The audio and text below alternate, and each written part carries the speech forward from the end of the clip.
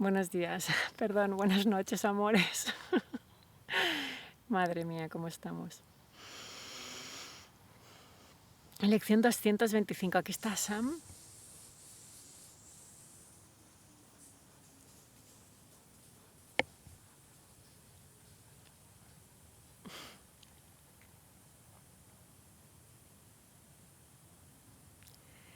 Estoy comprobando que efectivamente los pensamientos que pensamos nos hacen daño o pensamos nos hacen felices son transmitidos al cerebro por la mente. Es como dice Bruce Lipton, y no solo Bruce Lipton, sino también el doctor Hammer, que podéis encontrar información muy interesante acerca de él por YouTube. Doctor Hammer, como el martillo, Hammer, alemán, fundador de la nueva medicina. Él también se dio cuenta que el cerebro no piensa, es un simple receptor. Y eso es exactamente lo que dice Lección 225, no sé si lo he dicho, lo tengo que decir al principio, que si no, nunca sé lo... a ver si lo veo. Fijaros, en el anexo a un curso de milagros en la psicoterapia, dice, el ojo traduce, no oye.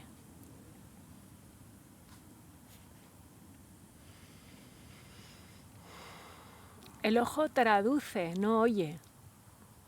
Esto es increíble, ¿no? ¿Qué es lo que traduce el ojo? ¿Qué es lo que traduce el ojo? La señal que emite la mente. Es decir, somos como una televisión, ¿no? Porque ¿qué hace una televisión? Traduce en imágenes una imagen que le mandan desde el plato central. Sí, señores. Así nos manipulan. Bueno, no es que nos manipulen, estamos experimentando un estado muy primitivo de la consciencia.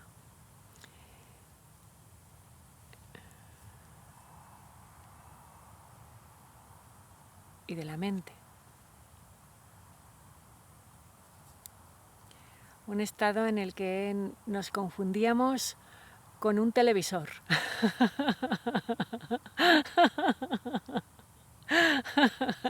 Y no distinguíamos entre las señales que nos emite la mente central y lo que piensa y lo que pensamos con Dios, ¿no? Porque Dios está más allá de la mente central, del plato de televisión central, ¿no? Es exactamente así, ¿no? Como si hubiese un servidor central, el de la mente, como si todos los habitantes de la Tierra, desconozco si los animales también, creo que sí, están comunicados con un servidor, uno solo, que es el de la mente separada. Y esta mente loca, que se defiende atacando, porque esta mente sabemos que piensa haber matado a Dios. Es una mente pródiga, no es como el hijo pródigo que le pidió todo el dinero a su padre. Es decir, nos está robando la consciencia, porque la mente no puede emitir señales a los cuerpos sin la consciencia. La consciencia es como la electricidad, ¿no? Es lo que permite que todo funcione. Entonces, obviamente es más que eso, porque resulta que esa electricidad tiene una inteligencia propia, pero esa electricidad tiene que evolucionar, tiene que tomar conciencia de la inteligencia propia para escoger a qué plató le da vida, para escoger a qué señal le da vida, ¿no? Entonces, podríamos decir que está el servidor del ego y el servidor del Espíritu Santo. Entonces, en el libro estamos aprendiendo a no recibir las señales de la mente alocada y sí recibirlas del Espíritu Santo, que sería esa parte de la mente que sabe que Dios nunca la abandonó y nunca estuvo separada de ella, y por lo tanto no tiene miedo del castigo. No se siente culpable por haberse matado a sí misma, porque cuando la mente se imagina haber matado a Dios, es como el plato de televisión cortando la corriente, ¿no? O sea, no, se mata a sí misma, ¿no? Se siente terriblemente culpable por pensar eso, porque hacerlo no lo puede hacer, solo lo puede pensar, ¿no? Entonces estamos sintonizando con las señales emitidas por el servidor del Espíritu Santo. Me da mucha risa. Que seamos unos simples transmisores, o somos unos aparatos de radio. Esto es lo que hemos venido diciendo, ¿no?, desde el principio, pero ahora como que estoy tomando plena conciencia de que esto es así, ¿no?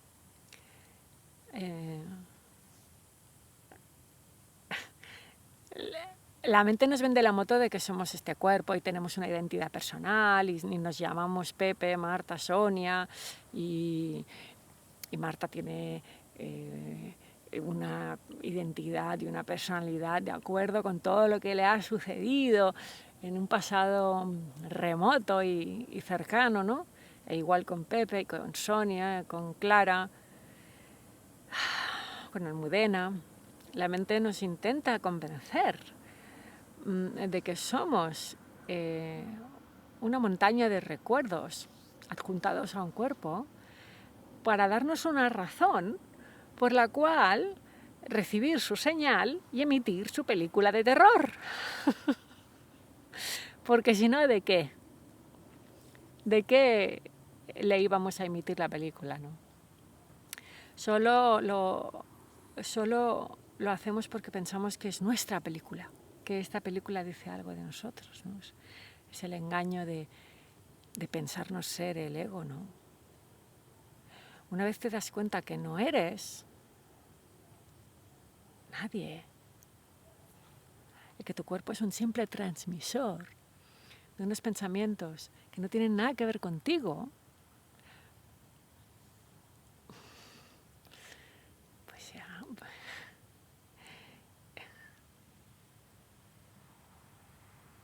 ya está.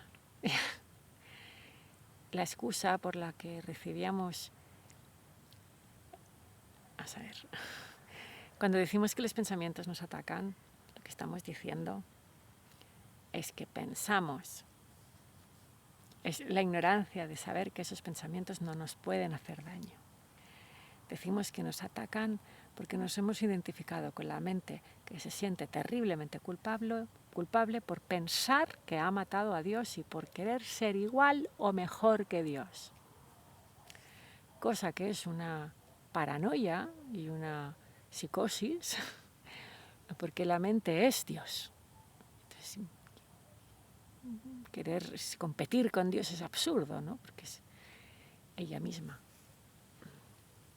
Entonces, fijaros, el oído traduce, no oye. Antes no sé qué he dicho, ¿no? He dicho la vista traduce, bueno, el oído traduce, no oye. El ojo reproduce, no ve. Nuestro oído traduce las emisiones que se nos envían desde el servidor central del ego. Y nuestros ojos reproducen las señales que se nos envían desde el servidor central del ego. Desengáñate, no son tus propios pensamientos frutos de un pasado traumático, es mentira. Esa es la mentira que necesitamos creernos para aceptar que esos pensamientos son nuestros.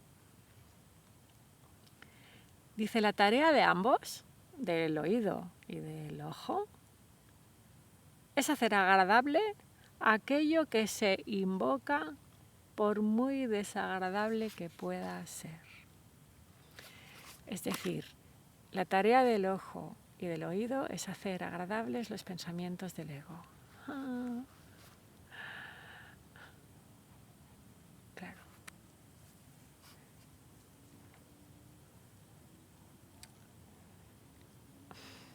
¿Cuántas veces no hemos vivido una situación súper agradable, pero que al final ha acabado muy desagradable?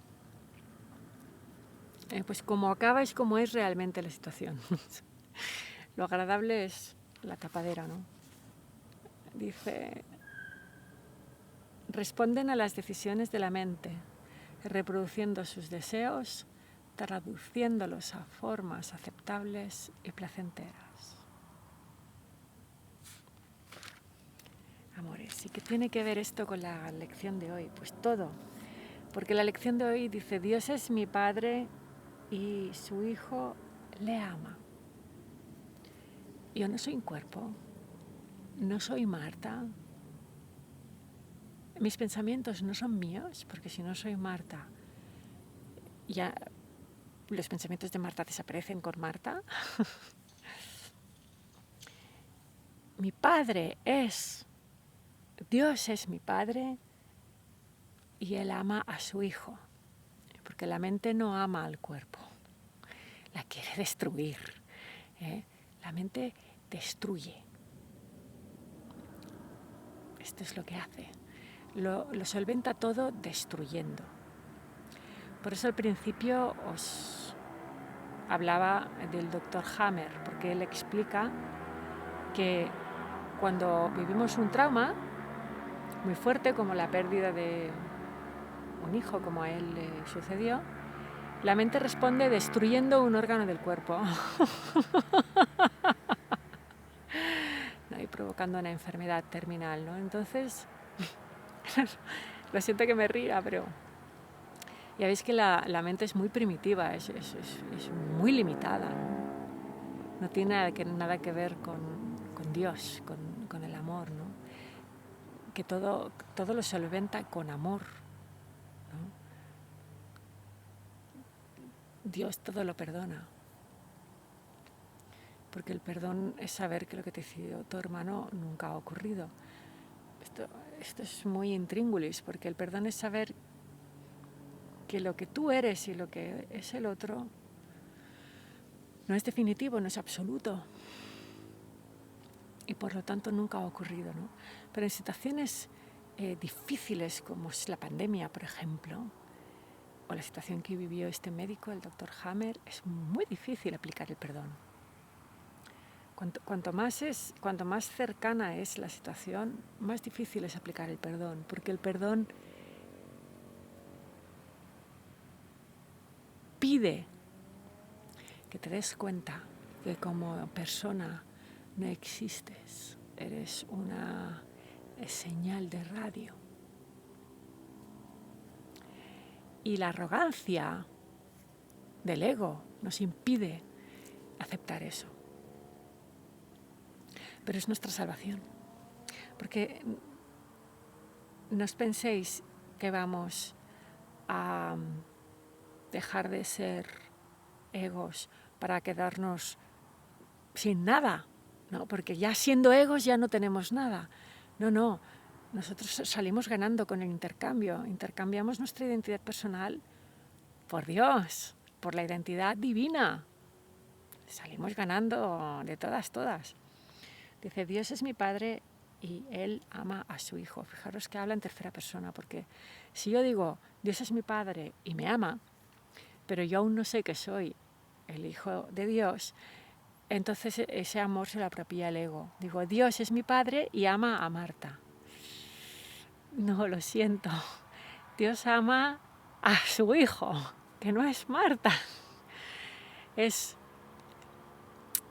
Marta, Pepe, Sonia. Nuestra identidad personal es el disfraz que nos ponemos como hijos de Dios, ¿no? Está ahí un poco de truco, ¿no?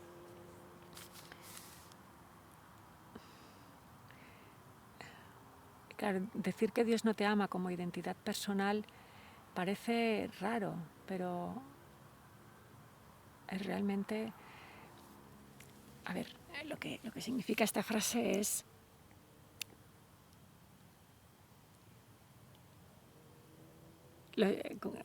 Decíamos ayer que nuestros pensamientos, los pensamientos de Dios, ¿dónde era esto?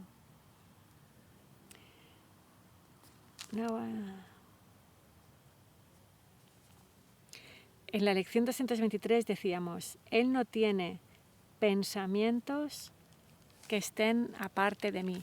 Pero es que los pensamientos que crean la identidad personal no existen. O sea, que el libro diga que Dios ama a su hijo, pero no ama al ego. El libro en ningún momento dice que Dios ama al ego, ¿os dais cuenta? Porque el ego rechaza el amor de Dios, si se lo quiere cargar. De hecho, se siente culpable de querérselo cargar, ¿no? Entonces, esta frase está vacía porque el ego no existe en realidad. Porque no tenemos pensamientos que estén aparte de Dios. Y los pensamientos que crean la identidad personal están aparte de Dios, porque la identidad personal es una identidad separada, encasillada en un cuerpo, aislada de Dios. Entonces, Dios solo ama a aquellos que le aman a Él. Si yo me encasillo en un cuerpo, estoy negando a Dios. ¿Cómo me va a amar Dios? Y a Dios, si yo no se lo estoy permitiendo, porque yo me estoy encasillando en un cuerpo, me estoy separando de Él, y entonces estoy evitando su amor. Imaginaros, ¿no? Esta es la verdad que esconde el ego, pero a través del ojo y del oído nos la viste bonita para que no la reconozcamos. Pero una vez reconocida, debemos tener la voluntad de seguir reconociéndola y no dejarnos engañar por las apariencias. Como decía Jesús, las apariencias engañan.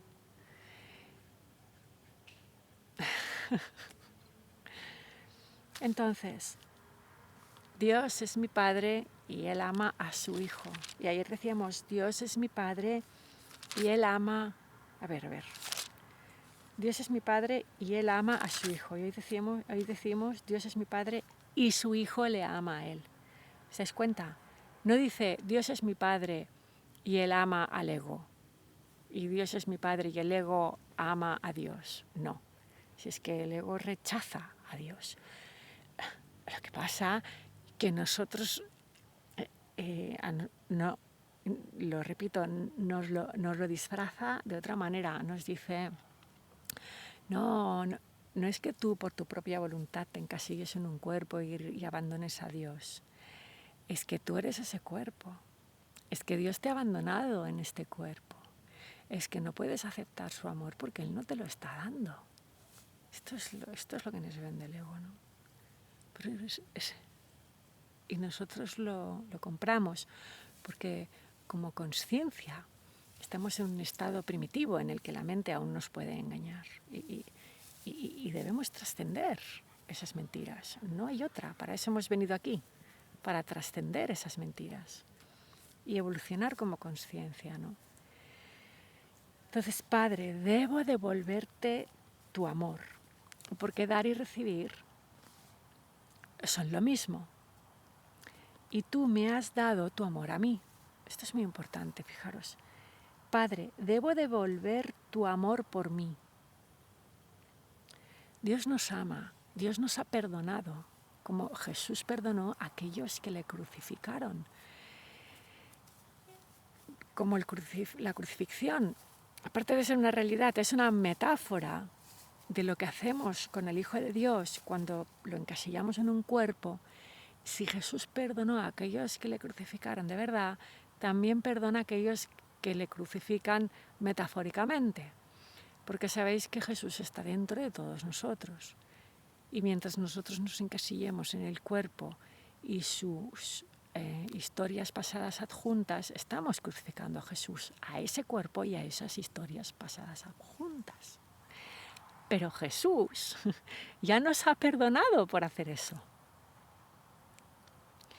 Dios ya nos ha amado, ya nos ha perdonado por hacer eso. Él lo dijo en la cruz, perdónales porque no saben lo que hacen. Y después resucitó, que fue una manera de demostrar que en realidad no le habían hecho daño. Por eso nos perdonó, porque resucitó. Porque lo que había ocurrido no había ocurrido. Porque resucitó. Entonces, si Dios ya nos ha amado, dice, Padre, yo debo de devolverte ese amor, ¿no? Porque ese amor, como decíamos ayer, esa identidad brillante, benéfica, que Dios nos ha dado, solo se puede recibir si se da. Jesús la recibió y la dio. Y nosotros tenemos que hacer lo mismo que Él, recibirla y darla, ¿no? De ahí la frase, perdona nuestras ofensas así como nosotros perdonamos a los que nos ofenden. Entonces, Padre, yo debo devolverte tu amor por mí, pues dar y recibir es lo mismo. Y tú me has dado tu amor. Y yo debo devolvértelo, porque yo quiero que sea mío. En completa conciencia. Yo quiero ser completamente consciente de que el amor del Padre también es mío, no solo es del Padre. Flameando en mi mente y manteniéndolo dentro de mi mente con su amable luz. Inviolada, amada, con el miedo atrás y solo la paz hacia adelante. Qué aquietado es el camino por el cual tu Hijo es llevado hacia ti. Qué aquietado es el camino en el que tu Hijo es llevado hacia ti.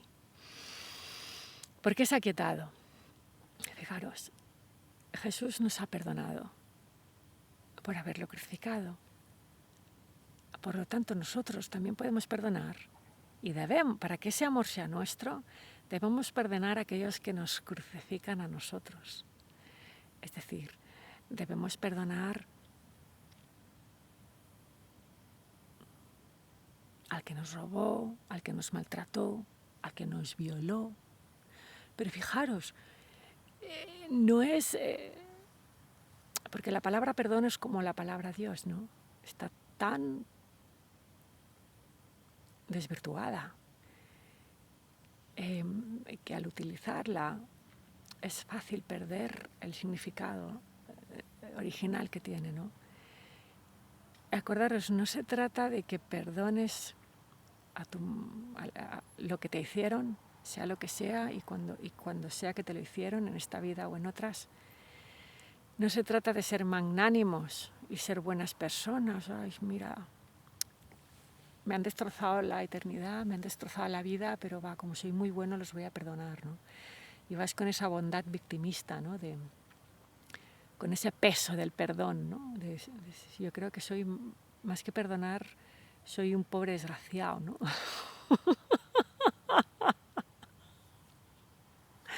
Que me he dejado tomar el pelo, pero como soy tan bueno, los voy a perdonar, pero no me siento libre, ¿no? Me siento que he dado mi brazo a torcer, ¿no? Me siento que no me he hecho respetar, ¿no? Como si no valiese nada, ¿no? Como si ser bueno significase dejarse maltratar, ¿no? Y no es esto, recordar. Jesús, cuando perdona a los que le crucifican, resucita. No se queda maltrecho. Él va a una vida mejor, mucho mejor que antes.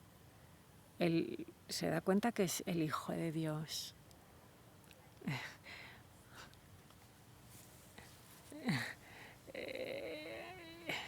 Cambia su mortalidad por una inmortalidad eterna.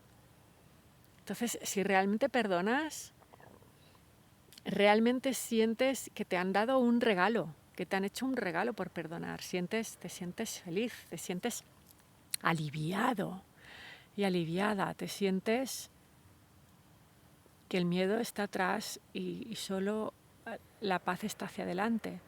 Y como dice la lección, en este punto, en el que damos el amor que Jesús nos dio, lo damos a los otros, porque nos hemos dado cuenta, como Jesús se dio cuenta, de que no era un cuerpo, no porque seamos muy buenos, sino porque sabemos que no somos un cuerpo y que en realidad no nos hicieron nada. Cuando estás en este punto es cuando, dice la lección, has encontrado la mano de Jesús. Y en ese momento nunca te va a soltar.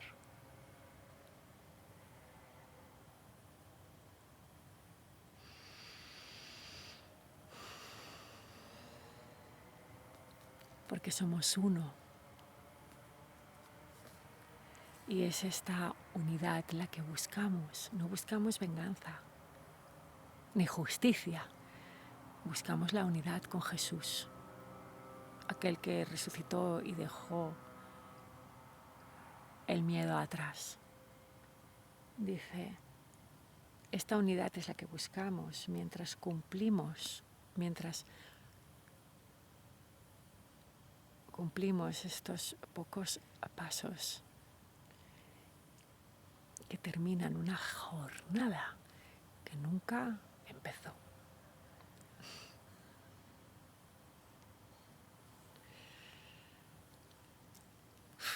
Qué viaje, ¿verdad?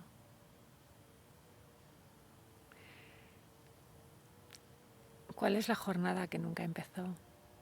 Nunca fuimos cuerpos, receptores de unas señales que provienen de un servidor, de una mente que se ha quedado dormida y se piensa separada de Dios, que está teniendo estas proyecciones tan horribles.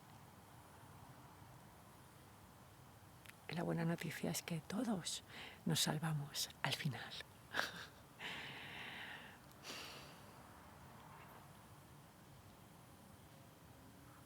Gracias, gracias, gracias. ¿Lo veis? El camino del amor es un camino que se recorre con agradecimiento, porque todo el mundo se salva.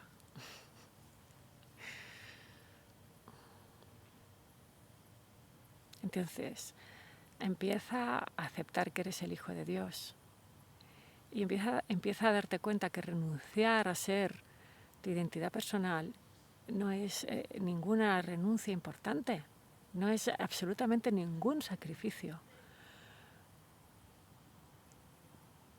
Todas las personas que te rodean te lo van a agradecer y tu vida va a mejorar mucho.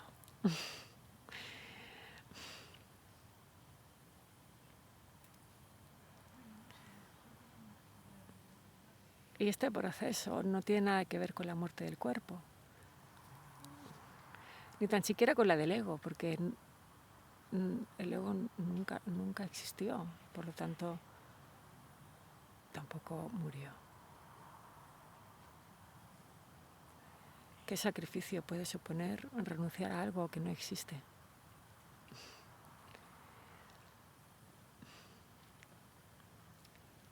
Bueno, amores, millones de gracias. Sé que se me alargan mucho las lecciones, pero es lo que surge y ya está.